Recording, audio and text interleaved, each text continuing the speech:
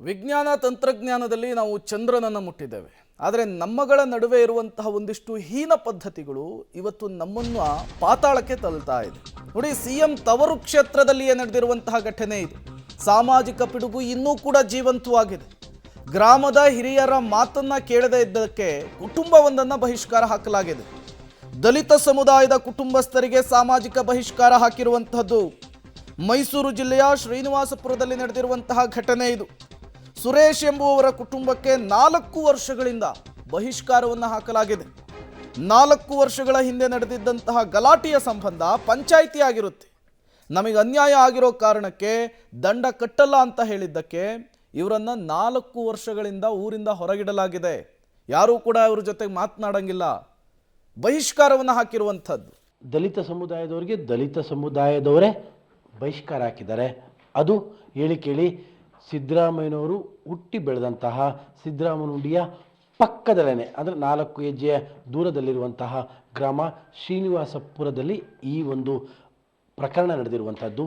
ದಲಿತ ಸಮುದಾಯದ ಕುಟುಂಬಕ್ಕೆ ದಲಿತ ಸಮುದಾಯದವರೇ ಬಹಿಷ್ಕಾರ ಹಾಕಿರುವಂತಹ ಪ್ರಕರಣ. ಮೈಸೂರಿನ ವರ್ಣಾ ಕ್ಷೇತ್ರದ ಸಿದ್ದರಾಮನುಂಡಿ ಗ್ರಾಮ ಏನಿದೆ, ಅದು ಸಿದ್ದರಾಮಯ್ಯನವರ ಹುಟ್ಟೂರು ಏನಿದೆ, ಆ ಹುಟ್ಟೂರಿನ ಪಕ್ಕದಲ್ಲಿರುವಂತಹ ಗ್ರಾಮ. ಈಗ ಬಹಿಷ್ಕಾರಕ್ಕೆ ಒಳಗಾಗಿರುವಂತಹ ಸುರೇಶ್ ಮತ್ತು ಸುರೇಶ್ ಅವರ ತಾಯಿ ಇದ್ದಾರೆ. ಇವರು ಸುರೇಶ್, ಅವರು ಮಹಾದೇವಮ್ಮ ಅಂತ ಅವರ ತಾಯಿ. 4 ವರ್ಷದಿಂದಲೂ ಕೂಡ ಅವರಿಗೆ ಬಹಿಷ್ಕಾರವನ್ನು ಹಾಕಲಾಗಿದೆ. ಅದ್ರ ಬಗ್ಗೆ ನಾನೀಗ ಸುರೇಶ್ ಅವ್ರನ್ನ ಮಾತಾಡ್ತೀನಿ. ಯಾವ ಕಾರಣಕ್ಕೋಸ್ಕರ ಈ ಬಹಿಷ್ಕಾರ ಹಾಕಿದ್ದು? ಕೋಟೆ ಉಂಡಿಯಿಂದ ಒಂದು ಹುಡುಗ ರಂಗನಾಥಪುರಕ್ಕೆ ಮೊಮ್ಮನ ಬೈದ ಸ್ವಾಮಿ. ಅವನ ಮುಂದೆ ಏಕೈಕವಾಗಿ ನಾನು ಗ್ರಾಮದ ಪಕ್ಕದಲ್ಲಿ ನನಗೊಂದು ಪುರ ಅಂತ ಇದೆ ಸ್ವಾಮಿ. ನಮ್ಮ ನೆಂಟರು ಎಷ್ಟು ಹೊಲಗ ಊಟಕ್ಕೆ ಕರೆದ್ರು ಸ್ವಾಮಿ. ಹಬ್ಬ ಮಾಡಿ ಕಂಡೈದ ಹಬ್ಬ ಮಾಡಿ ಅಲ್ಲಿ ಊಟಕ್ಕೆ ಹೋಗಿದ್ದೋ ನಮ್ಮ ತಂದೆ ನಾನು ಇಬ್ಬರು. ಅವ್ರನ್ನೂ ನೆಂಟರು ಇದ್ರು, ಅವ್ರನ್ನೂ ಕರೆದ್ರು, ಅವರು ಬೈದರು ಸ್ವಾಮಿ. ನಾನು ಗಾಡಿ ತಗೊಂಡು ಬರ್ಬೇಕಾದ್ರೆ ಮಿರಾಜ್ ಸ್ವಲ್ಪ ಓಮಿನಿಗೆ ತಗಲ್ತು ಸ್ವಾಮಿ. ಆ ಮಿರಾಜ್ ತೆಗೆದ್ಮೇಲೆ ಅವರು ತಗಲಿರೋರು ನಾನು ಪಾಪ ಈಗಲೂವರೆಗೂ ಚೆನ್ನಾಗಿದ್ದೀವಿ, ಏನೂ ತೊಂದರೆ ಇಲ್ಲ.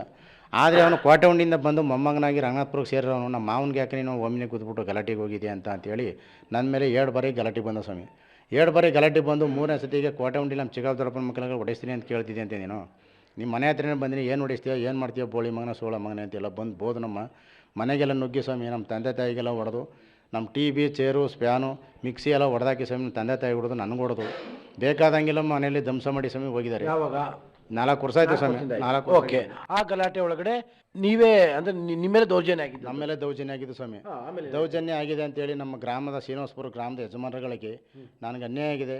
ಇಂಥ ಊರವ್ರು ಬಂದು ನಂಗೆ ರಂಗನಾಥಪುರಕ್ಕೆ ಸೇರೋ ಹುಡುಗ ಬಂದು ನನ್ನ ಮನೆಯೆಲ್ಲ ನುಗ್ಗಿ ಊರೆಲ್ಲ ಬೈಕೊಂಡೆಲ್ಲ ಹಿಂಗೆ ಹೊಲ ಹೋಗಿ ಅನ್ಯಾಯ ಮಾಡಿದ್ದಾನೆ. ನಂಗೆ ನ್ಯಾಯ ಕೊಡಿಸ್ಕೊಡಿ ಸ್ವಾಮಿ ಅಂತೇಳಿ ಗ್ರಾಮದ ಯಜಮಾನರುಗಳನ್ನ ನ್ಯಾಯ ಕೊಟ್ಟೆ. ನ್ಯಾಯ ಮಾಡಿ ಏನಕ್ಕಪ್ಪ ನಿಂಗೆ ದೌರ್ಜನ್ಯ ಆಯ್ತು?